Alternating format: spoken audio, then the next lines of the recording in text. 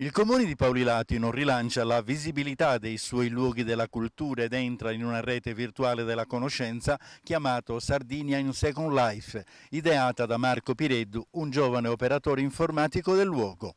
Il portale è stato presentato presso il Museo Etnografico dal sindaco Domenico Gallus, il quale ha ribadito che l'iniziativa assunta dal Comune consente di migliorare ulteriormente i momenti della conoscenza e della visibilità dei giacimenti culturali del Paese. Un'altra possibilità che offriamo a tutti gli internauti, ma non solo, di poter usufruire delle bellezze di Paulilatino appunto visitandole virtualmente. È stato scelto come simbolo di questi monumenti il Pozzo di Santa Cristina, che ovviamente è il fiore all'occhiello, diciamo, di quello che sono i beni culturali e soprattutto archeologici del territorio di Paulilatino. Un'opportunità credo molto importante, in quanto permette anche di capire che anche dei paesi come Paulilatino, che ripeto è stato il primo paese ad aderire a questo progetto appunto di Sardinia Second Life, che appunto possiamo far vedere che anche i nostri paesi dell'interno hanno delle vere meraviglie da poter offrire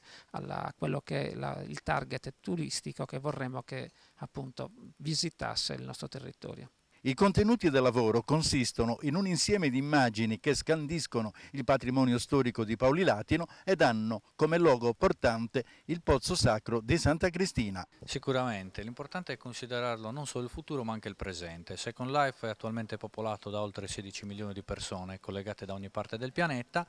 persone che possono comunicare fra loro o chattando sulla tastiera oppure comunicando con microfono e cuffia. È un mondo tridimensionale virtuale e noi abbiamo ricostruito, io e mio fratello abbiamo voluto ricostruire la Sardegna puntando alla ricostruzione prima dei monumenti simbolo e dopodiché a far entrare con noi le istituzioni e le aziende del territorio per dare un'immagine unita dell'isola.